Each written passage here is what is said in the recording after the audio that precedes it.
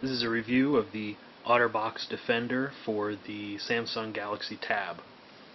I bought this case after I used this one for a little while, which is not a bad case. I also got it from Amazon.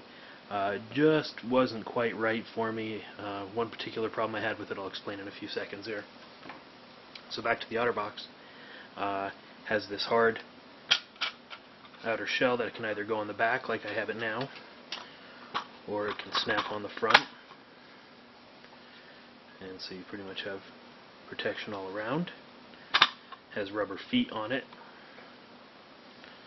So if I snap that guy off, and the case itself has two layers. There's a hard inner layer right here, and then there is a rubber outer layer that goes on over top.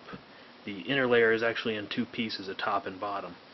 You can see that the buttons for volume and power are covered up right there. You get a little flap to cover the headphone jack, and a little hole for the microphone, and another flap for the bottom. The back has this neat texture to it. And then, of course, with the base inside, there is the ability to snap this up and use it as a stand-up base for the unit. So this is kind of hard to open. You always feel like you're going to break it. There's little spots right here where it catches. You have to grab it here and just pull really hard to get it loose. There we go. Feels like you're going to break it, but you don't. So now it's standing up. Now I can set the tablet in here, and I could set it on my desk or whatever, and I could watch content.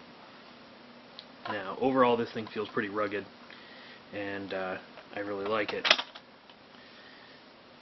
Snap this shut.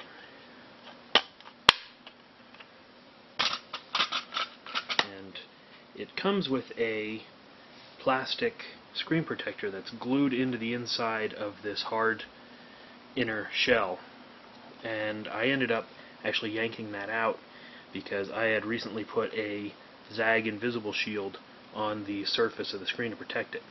The two of those things together they weren't really working out so well, and I liked the Zag better than I liked the screen protector that was built in, so I simply yanked it out. If I didn't have the Zag on, though, it would probably work just fine. One thing that I really like about this, and it was my problem with the other one, was that the bottom of the other one, the other case, came up too high over the buttons, and it made it hard to press them. You kind of had to really, sometimes even have to pull down on it in order to get the buttons. This leaves them nice and open. It's very easy to hit the buttons. There's nothing blocking it. It just has a bit of a lip there that protects everything, but it doesn't actually block you from hitting the buttons. So that is the Otterbox Defender case. I like it quite a bit.